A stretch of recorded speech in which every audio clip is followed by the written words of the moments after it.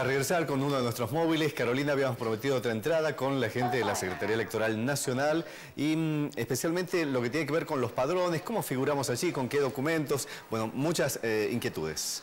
Sí, fundamentalmente también qué pasa si no vas a votar. Mira que hay un registro de infractores, sí. El voto es obligatorio este domingo, igual que para las generales. Y acá tenemos algunos ejemplos y te voy a decir que por lo menos en esta mesa los que no fueron a votar habían sido un montón, así que ya te lo voy a mostrar. Estamos con Victoria Seleme, ella es otra de las capacitadoras. Victoria, ¿cuántas autoridades de mesa han realizado la capacitación hasta ahora? Hasta hoy teníamos 5.600. Calculamos que con las últimas dos capacitaciones que quedan nos van a quedar 6.500 más o menos, con un número bastante bueno para hacer 7.000 las autoridades que tenemos en esta elección. ¿Qué pasa con las autoridades de mesa que no han realizado la capacitación? ¿Tienen un cobro diferenciado? Claro, porque los que realizan la capacitación cobran una adicional, los que no la cobran a lo adicional. Perfecto. Sí. Vamos a hablar del padrón. Nos acercamos puntualmente.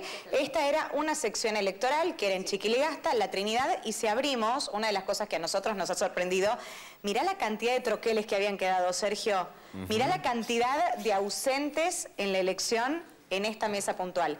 ¿Qué pasa con la gente que esté en esta misma situación y que no vaya a votar el domingo? De infractores, los que no van a votar. Lo que tienen que hacer, tienen dos posibilidades. En realidad 60 días tienen para dejar constancia de que no emitieron su voto. ¿Y por qué? Tiene que ser un motivo de fuerza mayor para justificarlo. Totalmente. Y de ahí se pueden dirigir directamente a la Secretaría Electoral, el juzgado, y si no, tienen una página, que acá te la voy a decir, se llama www.infractores.padron.gov.ar. Ahí también pueden consultar si son infractores. Sí, totalmente, y puedes consultar de elecciones anteriores también. ¿Qué pasa si un elector está en infracción? ¿Cuál es el castigo por no ir a votar? Y claramente va a tener que pagar una multa porque está en infracción, porque tiene que sí o sí votar. Es una obligación, ¿sí? Pero además queda inhabilitado para ejercer cargos públicos, hay otro tipo de sanciones. Sí, totalmente, totalmente. Así que por favor, ciudadanos, vayan a votar.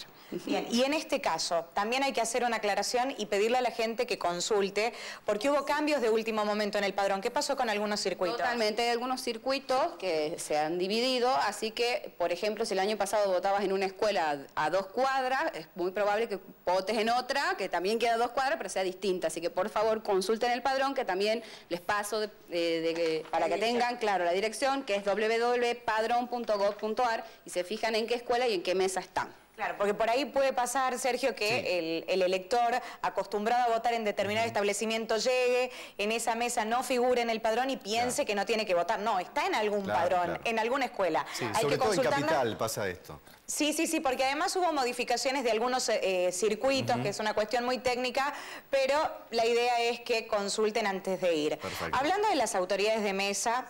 Recién mostrábamos las 15 boletas desplegadas en la mesa, mostrábamos el padrón, pero hay otro material que van a tener las autoridades de mesa que tiene que ver con la confección del acta, que es un paso fundamental para el escrutinio provisorio. ¿Cómo viene la mano con este tema? Estas actas, estos documentos son para llenar al final del escrutinio. Una vez que la autoridad de mesa termina el escrutinio, va a llenar el acta de escrutinio, que es viene en este tamaño, el telegrama, que se le entrega al empleado de correo, y el certificado.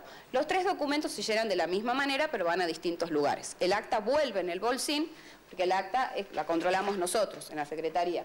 El telegrama, como te decía, se le entrega al empleado de correo, y el certificado vuelve dentro de la urna. ¿Sí? Perfecto. Estos pasos fundamentales para a partir de las 21 horas conocer aproximadamente a esa hora los primeros resultados procesados también en Buenos Aires. Sí, si querés también de paso te explico cuáles son los documentos que son válidos para votar. Paso fundamental para estas elecciones. ¿Con qué tenemos que ir? Bueno, los documentos que son válidos para votar son libreta cívica, libreta de enrolamiento, DNI verde, libreta celeste con la tarjetita respectiva que dice documento no válido para votar, y todas las tarjetitas que ya conocemos, el ejemplar A, B y C. ¿Sí? Tenemos que ir a votar con el documento con el que figuramos en el padrón. Claro, tienen que ir a votar con el documento actualizado, es decir, si usted ya actualizó el documento y tiene un ejemplar A, tiene que ir a votar con ese documento porque va a aparecer con ese documento en el padrón. Si lleva el documento anterior, por ejemplo, la libreta verde, el DNI verde, no va a poder votar porque no se puede votar con un documento anterior si a mí en el padrón me figura con un ejemplar actualizado. Perfecto. ¿Sí? Victoria, un punto que también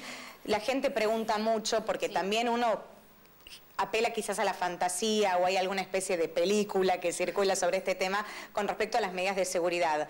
Y nosotros vemos ahí un bolsín que es responsabilidad del presidente de mesa. ¿Por qué es tan fundamental hablar de esta medida de seguridad, del precinto y de lo que va a garantizar la transparencia de lo que puede ser el resultado de esa mesa? Claro, todo lo que tiene que volver para revisarse en secretarías, es decir, si hay votos recurridos, como bien explicaba mi compañera, todo lo que es acta, votos recurridos, todo lo que se tiene que abrir acá, viene todo sellado con un precinto rojo que también viene en el bolsín. O sea que una vez que se ponen todos los elementos que van, que las autoridades de mesa ya saben bien cuáles son los elementos que van, esto se cierra y se le pone el precinto. Una vez que se pone el precinto ya no se puede abrir más, ¿sí?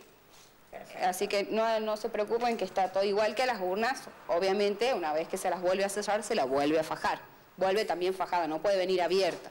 Nada puede volver abierto, ¿sí? Perfecto. Entonces, bárbaro, ahí está, Sergio. Entonces, los documentos con los que hay que ir a votar, las cuestiones que hay que tener en cuenta para el padrón, no estar incluidos en el registro de infractores, revisar eso porque puede haber quizás multas anteriores de elecciones pasadas y esto que te comentaba como punto fundamental de chequear en qué mesa te corresponde porque con el cambio de circuitos, bueno, hubo algunos cambios en determinados establecimientos. Claro, en la salida anterior Antonella ya aclaraba con respecto a lo que había trascendido, que no había ninguna campaña, no había que poner ninguna boletita que indicara que estamos a favor de... o en contra, mejor dicho, del maltrato animal, pero también pregunta mucha gente sobre el tema de la donación de órganos, porque hubo elecciones donde se consultaba también si uno tenía la voluntad de ser donante. Bueno, acá Sergio me consulta en el estudio, ya habíamos aclarado con respecto a los papeles extraños que no deben estar incluidos en el sobre con esto del maltrato animal, pero mucha gente está consultando en este momento en las redes sociales si hay alguna manera de expresar la voluntad de donar órganos en la elección, que también es una versión que ha circulado. No, tampoco, no, absolutamente no. Perfecto, entonces es simplemente el voto, la boleta en el sobre y no poner ningún papel extraño que no tiene nada que ver con la elección y la contienda. Muy bien, muy claro. Gracias, Caro. Hasta luego.